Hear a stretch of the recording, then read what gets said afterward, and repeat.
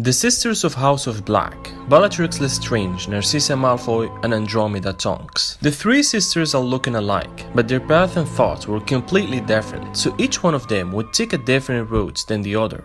I've made before a video about the life of both Bellatrix and Narcissa, so now it's the time for Andromeda Black, as she was definitely an unsung hero in the series. She was one of the few good people in the House of Black, but unfortunately she didn't make any appearance in the films, so her story is buried, and only the book readers know about her. That's why in today's video I'll be explaining Andromeda's entire life, starting from her childhood, her marriage after Hogwarts, all the way down to her devoted part in the Second Wizarding War.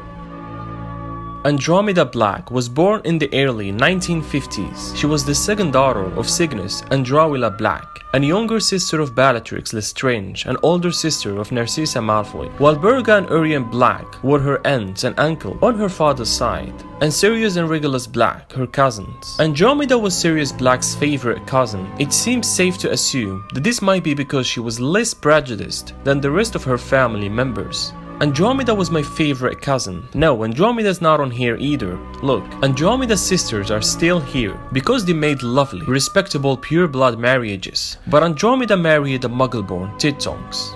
At the age of 11, Andromeda received her letter. She attended Hogwarts School of Witchcraft and Wizardry from the mid-1960s to the early 1970s and was sorted into Slytherin House. She might have been very skilled in charms class, given her cleverness with casting various household charms. It's also possible that she was talented in defense against the dark arts, because in her adult life, she managed to resist torture without revealing any information or losing her sanity. At some point after her education at Hogwarts, Andromeda met and subsequently fell in love with Muggle-born wizard Tonks. Despite her family's constant belief in the importance of blood purity, Andromeda married Ted and was immediately disowned and burned off the family tree in 12 Grimmauld Place. Statements by her sisters indicates that both of them cut off contact with Andromeda because they considered her a blood traitor for her marriage.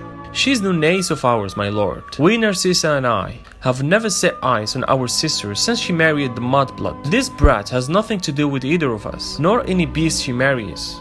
In 1973, around the age of 20, Andromeda and Ted had one child, Nephedora Tonks. Andromeda selected the name, which her daughter strongly disliked, preferring to be known simply as Tonks by her friends. Her daughter Nephedora began her first year at Hogwarts School of Witchcraft and Wizardry in 1984 and was sorted into Hufflepuff House at the sorting ceremony. Nephedora graduated from Hogwarts in 1991 and went on to train and later work as an author for the British Ministry of Magic. Nephedora worked as an author between the wars and during the Second Wizarding War.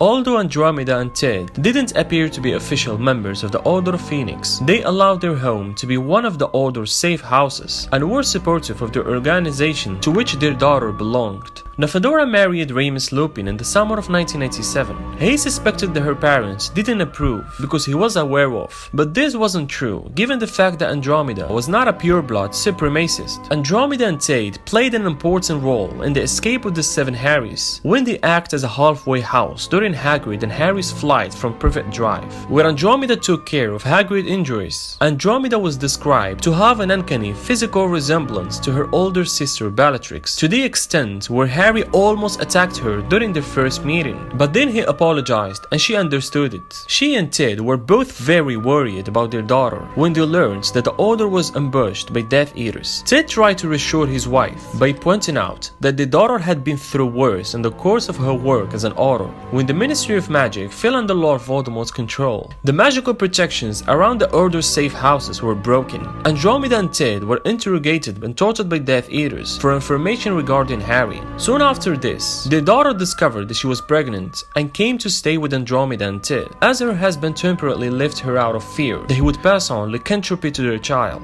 The Ministry soon began persecuting Muggleborns by forming the Muggleborn Registration Commission, which charged Muggleborns with having stolen their magic and their wands from real witches and wizards. Ted refused to register on purpose and was forced to go on the run. Andromeda, as a pureblood, was safe and stayed with her pregnant daughter. Sometime before the birth of her her grandson 𝐇𝐎𝐆𝐲. Her husband Tid was murdered by Snatchers. Andromeda's daughter and son-in-law were killed in action during the Battle of Hogwarts by Bellatrix Lestrange and Antonio Dolohov respectively. Her sister Bellatrix was later killed herself by Molly Weasley. After the Second Wizarding War, Andromeda raised her grandson with the help of his godfather Harry, which meant that 𝐇𝐎𝐆𝐲 also spent time with the Potter and Weasley families. One thing I always wanted to discuss, something that disappointed all of us. Why the movies always do the characters from the House of Black dirty? First, it was Kreacher. They showed only his bad side of being prejudiced, hating and insulting Muggleborns like Hermione, or calling Ron a blood traitor. Kreacher in the books had a redemption in the end. After Harry gave him the fake Slytherin locket, he was never the same.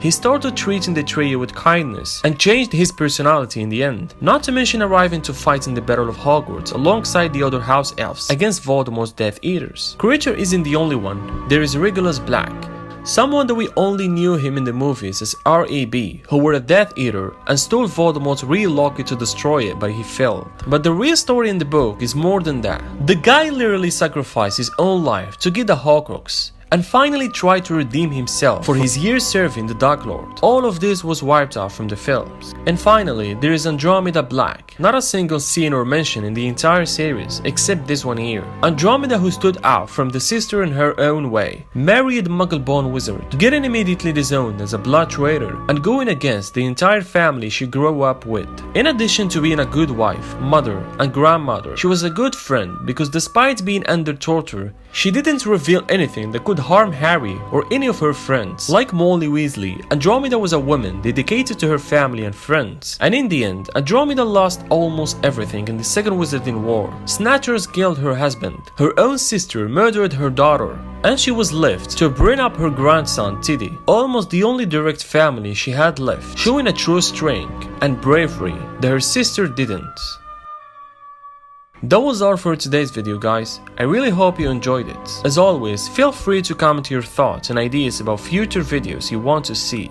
Thanks for watching, and I hope seeing you soon.